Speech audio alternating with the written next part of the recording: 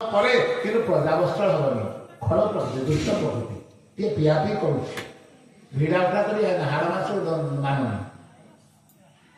ରାକ୍ଷସ ଖାଦ୍ୟ ଖାଉଛି ଅତଏବ ଏ କଥା ବିଷ୍ଣୁ ଶୁଣିଛନ୍ତି ପୁତ୍ରର କଥାରେ ବିଷ୍ଣୁଙ୍କ ହଁ ନାହିଁ କିଛି କହିପାରିଲେନି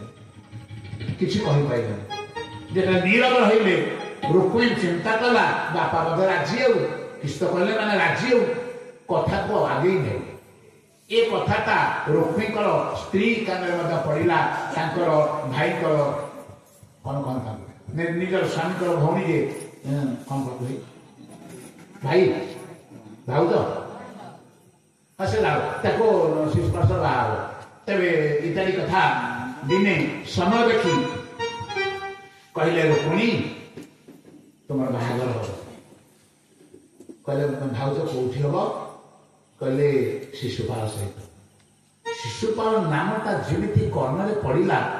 ସାଙ୍ଗେ ସାଙ୍ଗେ ରୁକ୍ମିଣୀଙ୍କର ମୁହଁର ବର୍ଣ୍ଣ ପରିବର୍ତ୍ତନ ହେଇଗଲା ଆଖି ଅଶ୍ରୁ ହେଇଗଲା ବିବର୍ଣ୍ଣ ହେଇଗଲା ପାଳତଳ ମାଟି ଖସିଗଲା ମାନେ ସେ ଆଉ ସ୍ଥିତିରେ ରହିପାରିଲେ ଭାଉଜ ଦେଖିଲେ ରୁକ୍ମିଣୀ ତମେ ଏମିତିଆ ବିବ୍ରତ ରୁକ୍ମିଣୀ ତୁମେ କ'ଣ ତମେ ଆମେ ପରା ଝିଅ ପିଲା ଗୋଟେ ଜାଗାରେ ଆମେ ତଳି ପଡ଼ିବା ଆଉ ଗୋଟେ ଜାଗାରେ ରୁଆ ହେବା ନିଜର ସ୍ୱଜନ ପରିଜନକୁ ସମସ୍ତଙ୍କୁ ପର କରିବା ସେପଟେ ଅଚିନା ଅଦେଖା ଅଶୁଣା ଲୋକକୁ ନିଜର କରିବା ଏଇ ହେଉଛି ଝିଅ ଜନ୍ମ ସମସ୍ତ ଜାତିକୁ ପର କରିଦେବ ସେପଟେ ଅଜଣା ଅଶୁଣା ଅଦେଖାକୁ ନିଜର କରିବ ମୋର ଏଇ ହେଉଛି ଝିଅର ଜୀବନ ତେବେ ବିବାହ ହବ କହିଲେ ଭାଉଜ ଭାଇକି କହି ବାହାଘରଟା ବନ୍ଦ କରିହେବନି କହିଲେ କାହିଁକି ବାହାଘର ଲାଗି ତ ଝିଅମାନେ ପାଗଳ ନିଜ ନିଜ ଇଚ୍ଛାରେ ପଳେଇ ଯାଉଛନ୍ତି ସେତେବେଳେ କରିବ ଆମର ବହୁତ ସୁନା ଝିଅ ଅତ ପ୍ରସ୍ତାବ କହିଲା ମାନେ ବାପା ମା ମାନେ ଯେତିକି ଇନକାରୀ କରିବେନି ଫୋନ୍ ନମ୍ବର ମାଗିକି ଝିଅମାନେ ତାକୁ ଆହୁରି ଡବଲ ଇନକମ୍ କରିନେବେ ତୁମର ଘରେ ସିଡ଼ି କେଟା ସିଲିଣ୍ଡର କେଟା ଗ୍ୟାସ୍ ଚୁଲା ନା କାଠ ଚୁଲା ସବୁ ଝିଅମାନେ ବେଶୀ ଇନକାରୀ କରିବେ ବାପା ମା ମାନେ ସେତିକି ଇନକାରୀ କରିପାରିବେନି ହଁ ଏବାଉଟ୍ ସବୁ ଫୋନରେ ଆଗୁଆ କଥାବାର୍ତ୍ତା ହଁ ଅତ ସାଧାରଣ ନଳି ତେବେ ରୁକ୍ମିଣୀ କହିଲେ ଭାଇ ଏ ଭାଉଜ ମୁଁ ଶିଶୁପାଳକୁ ବାହା ହେବି କହିଲେ କାହିଁକି ତମେ କାହାକୁ ପ୍ରେମ କରୁଛ କି ଶବ୍ଦଟା ଶୁଣିବେ ତମେ କାହାକୁ ପ୍ରେମ କରୁଛ କି କହିଲେ ହଁ କହିଲେ କାହାକୁ କହିଲେ ମୁଁ ପିଲାଦିନ ବାସୁଦେବକୁ ପ୍ରେମ କରେ ଆପଣମାନେ ଯୋଉ କରୁଛନ୍ତି ସେଟା କ'ଣ ସେଟା କାମ ରୁକ୍ମିଣୀ କହିଲେ ପ୍ରେମ କହିଲେ କାମ ପ୍ରେମ ଦୁଇ ମଧ୍ୟେ ବହୁତ ଅନ୍ତର କାମ ଅନ୍ଧତମ ପ୍ରେମ ନିର୍ମଳ ଭାସ୍କର ଆତ୍ମେନ୍ଦ୍ରିୟ ପ୍ରୀତିଜାରେ ଧରେ କାମ ନାମ କୃଷ୍ଣେନ୍ଦ୍ରିୟ ପ୍ରୀତିଜାରେ ଧରେ ପ୍ରେମ ନାମ କୃଷ୍ଣକୁ ସୁଖ ଦେବା ନିମିତ୍ତ ଆମେ ଯୋଉ ଉପଚାର କରିବା ତାକୁ କହନ୍ତି ପ୍ରେମ ନିଜେ ସୁଖ ପାଇବା ନିମିତ୍ତ ଆମେ ଯୋଉ ମଳିନ ମସ୍ତିଷ୍କରେ ଆଚରଣ କରୁଛେ ତାକୁ କହନ୍ତି କାମ ପୁଅଠୁ ଝିଅ କିଛି ସୁଖ ପାଉଛି ଝିଅଠୁ ପୁଅ କିଛି ସୁଖ ପାଉଛି ତାକୁ କହନ୍ତି କାମ ଏ ଯଦି ରୁକ୍ମିଣୀ ଯଦି ଭଗବାନଙ୍କର ସେବା କରିବେ ଭଗବାନ ହେଉଛନ୍ତି ଆତ୍ମାରାମ ସେ କ'ଣ ସୁଖ ପାଇବେ ଭଗବାନଙ୍କର କ'ଣ ସୁଖ ଦରକାର ଆପଣଙ୍କର ଗୀତ ଗାଉଛନ୍ତି କେଉଁ ଜଣେ ପାଦ ଧୋଇବି କେଉଁ ଆହାର ଦେବି ତାଙ୍କର କ'ଣ ଦରକାର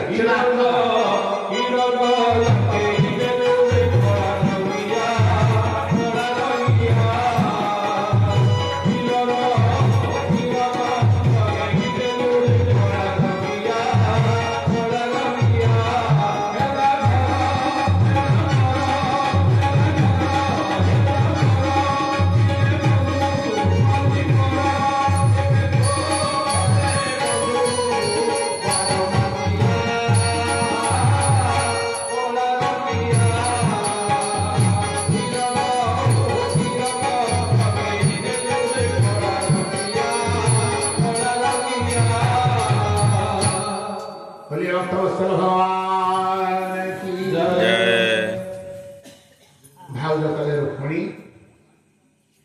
तुम्हें केवे देखीच नाई भाउज मुझे देखी कहली हे भगवान न देखी कि प्रेम देखा देखी हमें चिठी दिया दिखाती मोबाइल कथबार्ता हमें जाइए बाहर 10 दिन बुली आसती बाहर तेरे जाए बाहर या कहते प्रेम तुम्हें कि भल पाइल कहले भाउज जहाँ भी हो भाई की कोई बाहर भाग मुझे वासुदेव को विवाह कराइबी भाउज कहले रुक्मिणी मुझे शुणी कथा सी कड़े वृंदावन में जन्म होते लीला से कले मुझे शुणी 7 दिन से पुतना कमाइले 3 मास सकदास कमाइले 6 मास तुलावर्त कमाइले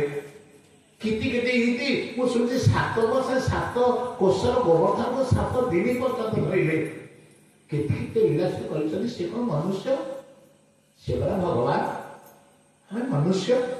मनुष्य ही भगवान को केवल कौन स्वामी रूपे पाइबा संभव एरपड़ी पिलादिने केते कथा मन को आसे बड़ हेले परिवर्तन हो जाए तुम से कथा मन पूछी दियो भाई तो खराब जगह तुमको देवेनी भाई कथा तुम राजी हो तुम शिशु को विवाह कर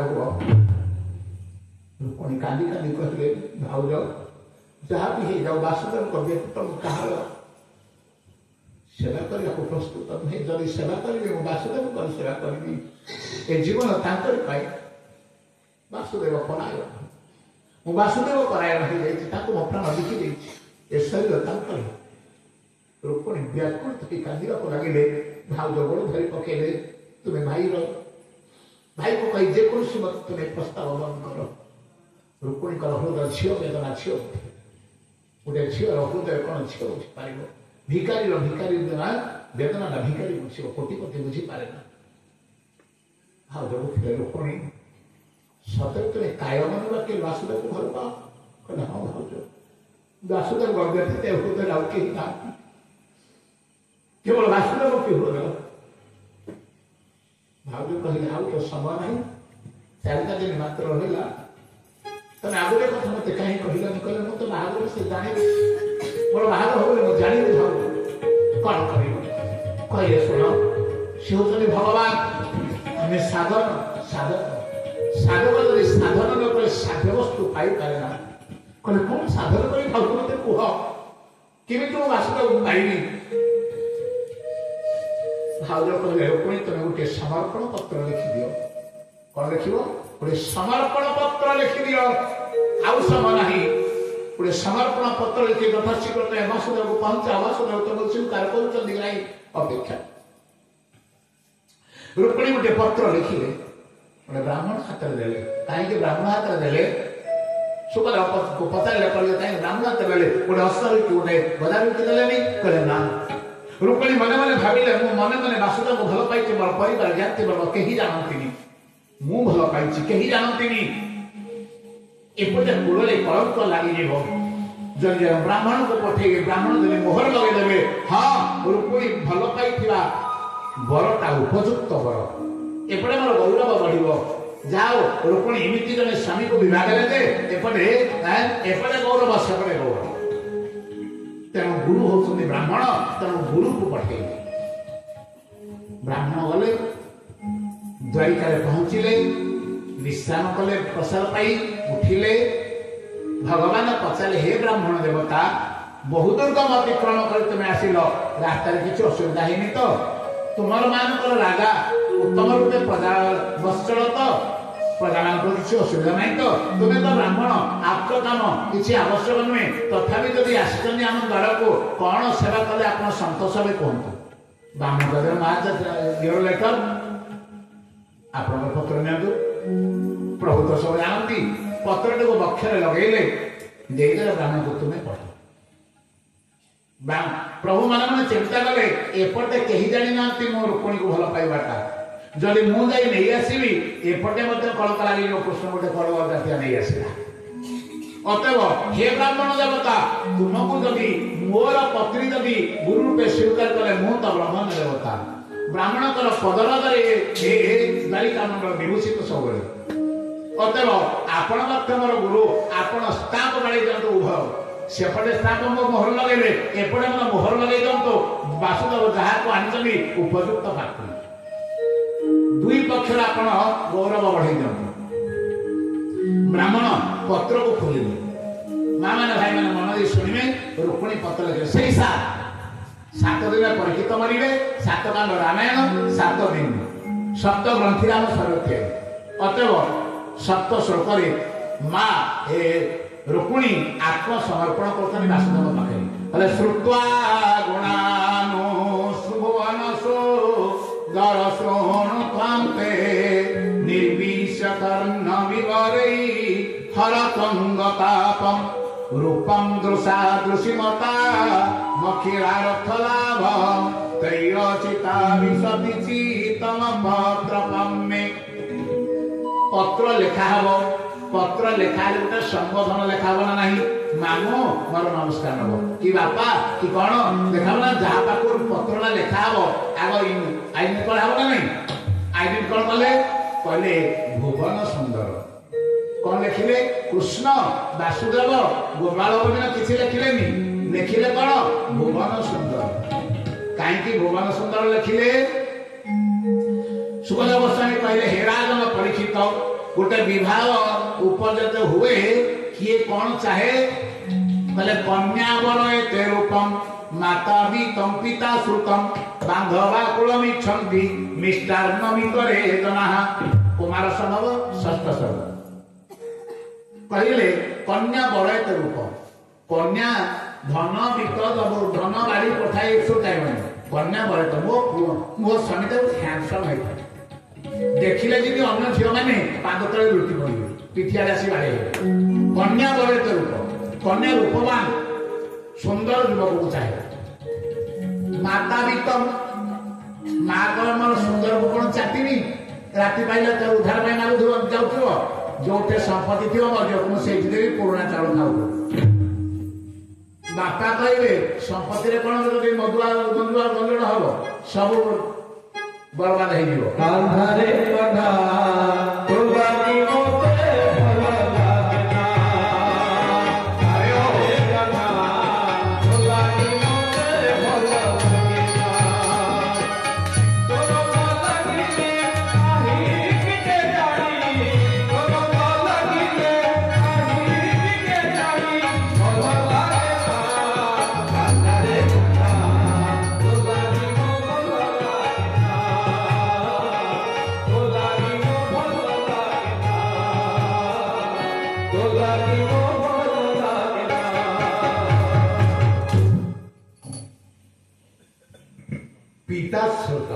पिता कहले जे ज्ञानी पिला ताकू मुझे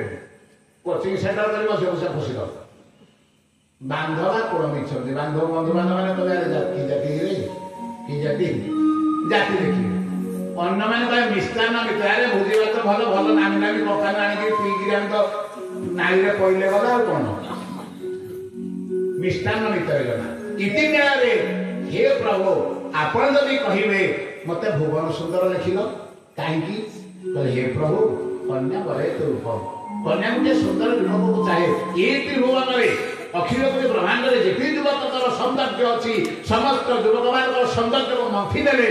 निर्यास बाहर प्रभु आप निर्यास आप सौंदर्य निर्यास आनंद लीलामय विग्रहाय हे प्रभु तेणु कन्या रूप आप वर्ण करने मोर उपयुक्त कहले किमिति तुम सहित मोर कौटे साक्षात है मत कौटे देखिल देखा जान होनी कहले ना प्रभु ये हतभागिनी रुक्मिणी चर्मचक्षुर एत सौभाग्य होनी आप श्रीअंग अवलोकन कर कहले किमिति जानिल कहले श्रुत्वा गुणानुभुवन श्रुत्वा मु शुणी कहले शुणिना कथा मिछ भी हो जाए कहले ना मु जहा तो शुणी से जाहिताई लोक नुहति से नारद नारद जहाँकर कथा कदापि व्यर्थ हुए ना जहाँकर दर्शन कदापि व्यर्थ हुए ना जे नारद ज्ञान दराती आप ज्ञान स्वरूप ज्ञान ऐश्वर्य आप अधिकारी अतएव आपणकर संबंध जहाँ मु नारद मुनि मुखर शुणी कदापि मिछ हो न पारे श्रुत्वा गुणानुभुवन सुंदर आप गुण आप बल आप बीर्य आप उदारता शुणी कहले निर्विष कर्ण विवरी हरतम ताप कर्ण रे आपण रूपगुणशील स्वभाव श्रवण करी मोर हृदय ताप को निवारण कर देछि कले लोकम दृशांतोषी मतामखिलार्थ लाभ आपण को लाभ कले अखिलार्थ लाभ हे प्रभु आपण को स्वामी रूपे पाइले ये ब्रह्मांड मध्य आ कौन सी अलभ्य रहे ना सब सुलभ्य हो जाए तो या चित्त विशति चित्त मम में आपण का चरण रे मोर चित्त को मिठी देछि आपण स्वीकार कर हे प्रभु आपण जदि कहिबे तुमर तो विवाह प्रस्ताव पड़ जाए शिशुपाल सहित तो माउसी को संगे मो आप निमंत्रण करे आसी जदि एक कथा आपण कहिबे तले काका मुकुंद महती तुलसी रूप विद्याव्रयो द्रविण धाम विराम तुल्य धीरापति में कुलवती नवृणीत कन्या काले नृसिंह नरलोक मनोभिराम आपण तो कथारे मु कहूची हे प्रभु काका मुकुंद महती तुलसी रूप आपणकर कुल शील रूप औदार्य बल वीर्य बयस ये सब शुणिला एमती किए गोटे कुलवती कन्या अच्छी आपण व्यतीत अन्य जन को रक्त मांस हार को स्वामी रूपे चाहिए अत हे प्रभु आपण होते नृसिंह ये समस्त लोक मध्य आप सुशोभित नरलोक विराम समस्त मनुष्य मानक मध्य आपण सुशोभित नरोत्तम पुरुषोत्तम आपण तेणु आपण को कुलवती कन्या हिसाब से भल पाइबाटा मोर कौन से दोषावह नुहे तापर कहले प्रभु आपण जदि कहिबे शिशुपाल सहित हमर वाग्दान हो गलानी जन को समर्पित हैला परे आपण को केमे मो विवाह हेबी ए कथा जदि आपण कहिबे तन में भगवान फल वृत परिरंग लाया मातमा पिता सब मतो विभो विदेही ना वीर भागम विवर सत चैज आराध गमायो वन मृग पते बलिमाम्बुजाक्ष हे अम्बुजाक्ष हे पद्मलोचन मु पिला दिन आपण को समर्पण हो जाइछि आपण को समर्पित वस्तुटा अन्य को समर्पित हवा असंभव अतः मु आपण को समर्पित हो गला परे आज शिशुपाल को दिया एटा असंभव कथा अथवा माँ वीर भागम विभर्ष तो चैद्यार मु आपण होतने नृसिंह ए नृसिंह नरसिंहर भागटा सिंहर भागटा कदापि सुगाल नहीं न जाए अतएव चेदीवंशर राजकुमार शिशुपाल गोटे सुगाल आपण होतने नरसिंह सिंहर भागटा कौन के सुगाल नहीं जाए सुगाल क्षमता नहीं पारिबनी अतएव आपण नृसिंह आपणकर भाग ही होची रोपणी आपणकर प्रभु जदि आपण कहिबे रोपणी मु भगवान तुम्हें मते स्वामी रूपे पाइबा पई एते दुसाहस कल किमिति ए कल्पना कल किमिति प्रभु आपण जदि ए कथा कहिबे मोर तो कौन सी योग्यता नहीं कले पुरतेष्टदत्त नियमं व्रत देव विप्र गुरुवरचनादि वीरं भगवान परेश आराधित जदि गदाग्रदयेत्य पाणि गृह्णातु मेन मम घोष सुतादयन्य रोपणी पदे कहिले कले पुरतेष्टदत्त नियम हे प्रभु पूर्व जन्मरे जदि मु कूप पुष्करिणी खोलैथि निष्ठार सहित व्रत नियम पालन करिथिली एक निर्मल मनरे जदि गुरु मानक गुरुजन मानक सेवा करथिली निर्मल मनरे बाध्य माँ माने निर्मल मनरे गोटा कर्तव्य ए कर्तव्य निमित्त करवा निमित्त मुझे कुलर कुलबधु ए वंशर गौरव बढ़ेवा निमित्त मो धर्म पत्नी होती आसी कलंक लगेवा निमित्त नुह यही भाव नहीं जे गुरुजन मानक निर्मल मनरे सेवा करे भगवान परेश आराधित जदिमदा ग्रहेत्य पानी अत्यंत परम निष्ठार सहित जदि मो विष्णु को पूजा करी मोर से पानी ग्रहण कर आपण पानी ग्रहण करतु गृहणातु में मत आपण ग्रहण करतु दमघोष सुता देन दमघोष पुत्र शिशुपाल या अन्य केही मोर पानी ग्रहण न करतु निष्फल जे तापर कहिले प्रभु आपण जदि कहिबे हे रोपणी तुम कथार आगे तुमको जब उठे नहीं आसली लोक मैंने कहे रुक्मिणी को जो टोकाटा नेला सेटा कापुरुष भीरु हेन वीर्य मोर निंदा हम ए निंदाटा तुमको भल लगे कि सही पार कि कहले ना प्रभु आपणकर सामान्य निंदा मु सही पारिनी से बड़ हमनी कहवा को समस्त गमणी चोर चोरी कर भगवान रुक्मिणी को कान में कहला सही पाइले भगवान जदि ना हवन तो देखिए कौन हो साधारण नारी कहले आपणकर कौन सी निंदा कुचारटना मु सही पाइली किमिति मते नेबे किमिति विभाग में कहूची कहले स्वभाविनीत मोदित बहन विदर्भा गुप्त समेत पुतना प्रतिविपरीत निर्मत चैद्य मगधेन्द्र बलम प्रसह्य माराक्षसेन विधि नदबह विरिज सूक्ता रुक्मिणी कहले हे प्रभु समस्त सैन्य मानक द्वारा राजन्य वर्ग मानक द्वारा मो परिवेष्टित थी गुप्त गुप्त माने सुरक्षा सुरक्षा बल भितर मुथि प्रतना परित को माने निर्मत चैद्य मगधेन्द्र प्रसह्य बल मगधराजरा संघ शिशुपाल कर सैन्य सामंत आम देशर सैन्य सामंत मानक द्वारा मो रक्षित थी सुरक्षित होती एमानकर बल को निर्मथ मंथी दे परास्त करी माराक्षसन विधि राक्षस विधि आप विभाग रहे बागर 10 प्रकार से राक्षस विधि गोटे वैदिक विधि गोटे अत सदन नारी कहले रुक्मिणी कहले प्रभु आपन जदि कहबे रुक्मिणी जन अंतपुर थी मु तुमको उठेबी केमिति ना रुक्मिणी मोबाइल का मो टेलीविजन बदर को जाती से ही ऐसे नहीं आगे मोबाइल हां अत रुक्मिणी कौन कहले कहले अंतपुरांतर चरी मनि हत्य बंध स्थामोद बहे कथमिति प्रबदाम उपायम पूर्वे विरस्ति महति कुल देवी यात्रा जस्यार वही गिरिजामुपयाम रुक्मिणी कहले हे प्रभु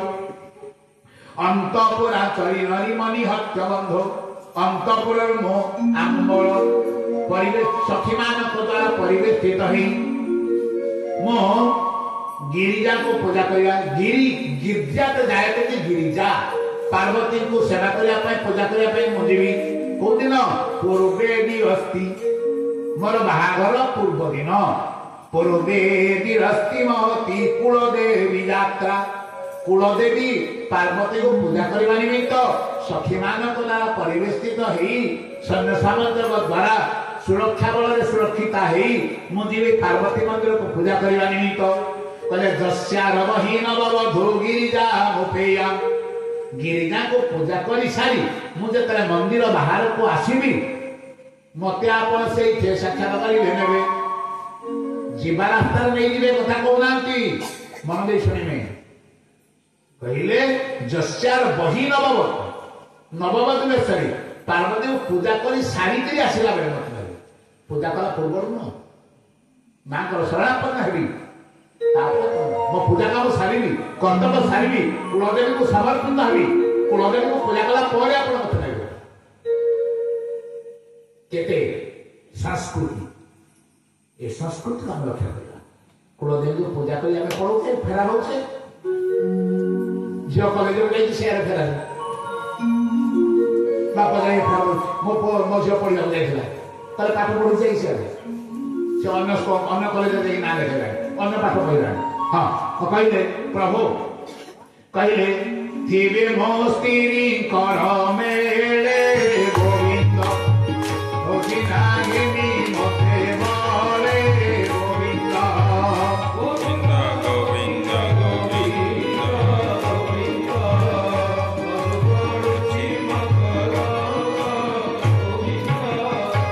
हे प्रभु आपण जदि कहे रुक्मिणी तो सब कथा तुम तरफ कहीगल जदि मो राजी हेबिनी तुम्हें कौन कर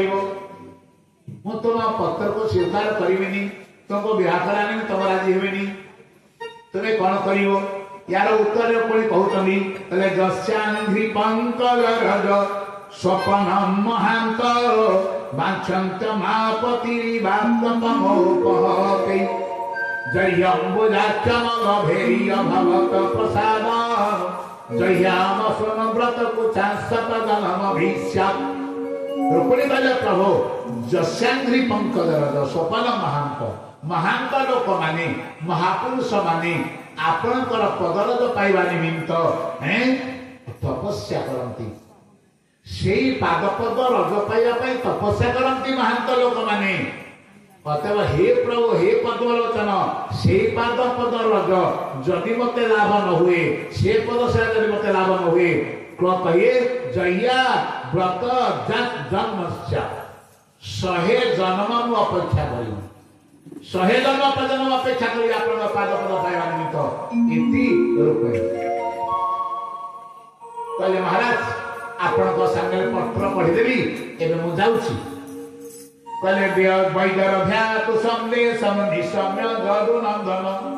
भाई माने मन दे सुन निशम्य जदुनंदन निशम्य माने सुनी ता माने पढ़ितोनी ना ब्राह्मण पढ़िले के पढ़िला निशम्य ता माने सुनिले ता माने के ब्राह्मण पढ़िले क्लियर है तन ब्राह्मण चिठा को पढ़िले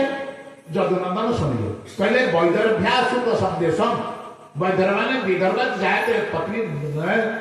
वैदर ध्या रुक्मिणी पत्रटा को निशम्य जदुनंदन भगवान शुणिले गृहीत्वा पानी ना पानी प्रहस्त निगमे ब्रवी ब्राह्मण को हाथ ना धरी पकेले प्रभु कहले जीव पड़े शुण कहले तथा हपिमप्ति निद्राम दुग्धन कहले तथापि मपितचित